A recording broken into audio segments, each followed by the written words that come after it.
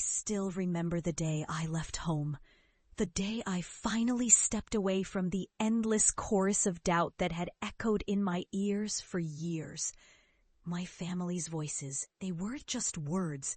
They were scars etched deep into my soul. They told me I was chasing a ridiculous dream, that I'd fail, that I was an embarrassment to everything they stood for. And yet I walked away from all that, fueled by a burning desire to prove them wrong, to carve a path that was mine and mine alone.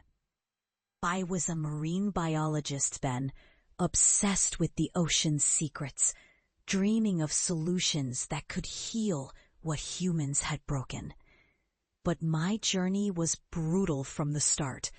I faced betrayal. My mentor, the person I trusted most, publicly humiliated me in front of colleagues, claiming my ideas were naive, that I was wasting my life chasing fantasies. The shame was suffocating. My family's mockery only made it worse, their words echoing in my mind. Emma, you're wasting your time. You're never going to make it. You're an embarrassment. For years, I carried that weight. I was dismissed, ridiculed, told I'd never succeed. But inside, a fire burned brighter than ever. I refused to be defined by their small-mindedness. I pivoted. I shifted my focus from trying to impress my peers to solving real problems, water scarcity in rural communities. I poured everything into developing affordable, portable water purification systems that could transform lives. It was a gamble, and I knew the skeptics would mock me, but I didn't care. I was driven by purpose. The road was relentless. There were setbacks, failed prototypes, funding shortages, moments when I wondered if I was fooling myself. But each obstacle only hardened my resolve. I worked tirelessly. Nights blurred into mornings, until I finally created a system that worked. The first village I helped, their water became clean, their children healthier, their lives transformed. Word spread. My work caught the attention of global NGOs, governments, and tech innovators. Slowly, I built a company, an enterprise rooted in the conviction that access to clean water isn't a privilege, it's a human right. Years passed. The journey was a roller coaster of triumphs and failures. But I kept going, driven by the memory of those cruel words, the shame that once threatened to drown me. And then, one day, I returned home, not as the broken girl they had mocked, but as someone who had shattered every expectation they'd ever had. The house was quiet, nestled between the rugged Oregon coast and the dense forests.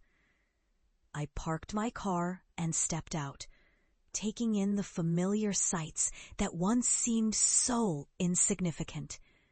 But now I saw them through different eyes. Eyes of someone who had fought tooth and nail to rewrite her story. As I approached the front door, I heard footsteps behind me. I turned, and there they were. My family, my parents, my siblings, all gathered, eyes wide with disbelief. They saw me, yes, but what they saw was more than just a woman. They saw what I had become. I took a breath and stepped into the living room. The walls, once filled with dismissive comments and worried glances, now bore witness to the evidence of my journey. Pictures of barren lands turned lush, thriving ecosystems filled the space. Awards, media articles, and photos of people I'd helped, these were my trophies now.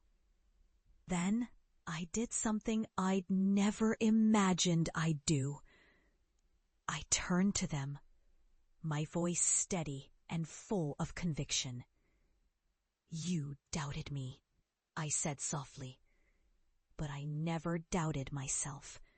That I'd fail, that I was an embarrassment. But I kept going. I proved that even the smallest drop of hope can grow into a river of change." They looked uncomfortable, shifting in their seats, faces cast in the glow of those images. My father's jaw tightened, my mother's eyes glistened, and my siblings looked away, unsure of what to say. I could see the regret, the realization that their words, once meant to protect, had only served to diminish. "I've built something real," I continued, "something that saves lives, that restores hope. And I did it despite your doubts, despite the failures, despite the pain, because I knew, deep down, that I was meant for something bigger than your words of mockery. I was meant to make a difference." A long silence stretched. Then my father spoke, voice thick with emotion. "Emma, we were wrong. We didn't see. We didn't understand. We only saw what we were afraid of. Your dreams that seemed so impossible." I looked at them, and for the first time, I saw the faces of people who had been blinded by their own fears, their own limitations. And I realized something profound, that their doubts had been a mirror of their own insecurities, not a reflection of my potential. I stepped closer, my voice softer but unwavering. "You can't undo what you said, but you can choose to see what I've become. And maybe, just maybe, you'll understand that dreams, real, honest dreams, are worth fighting for. They're worth risking everything for." Tears welled up in my mother's eyes. My father reached out, clapping my shoulder gently.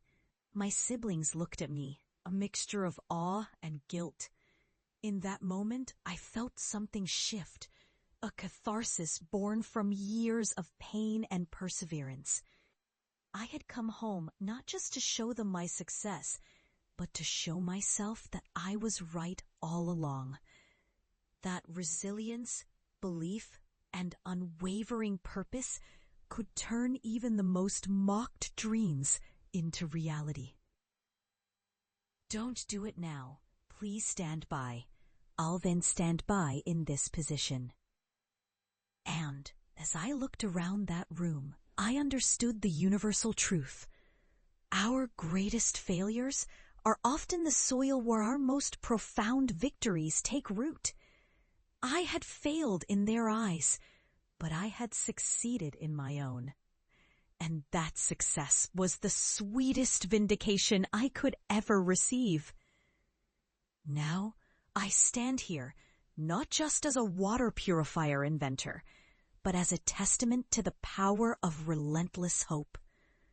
My journey from mockery to miracle had taught me that sometimes the greatest betrayal can ignite the fiercest drive.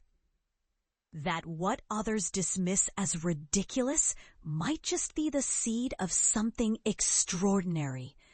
And I hope, in sharing this story, someone listening right now remembers, never let anyone's doubts drown your dreams.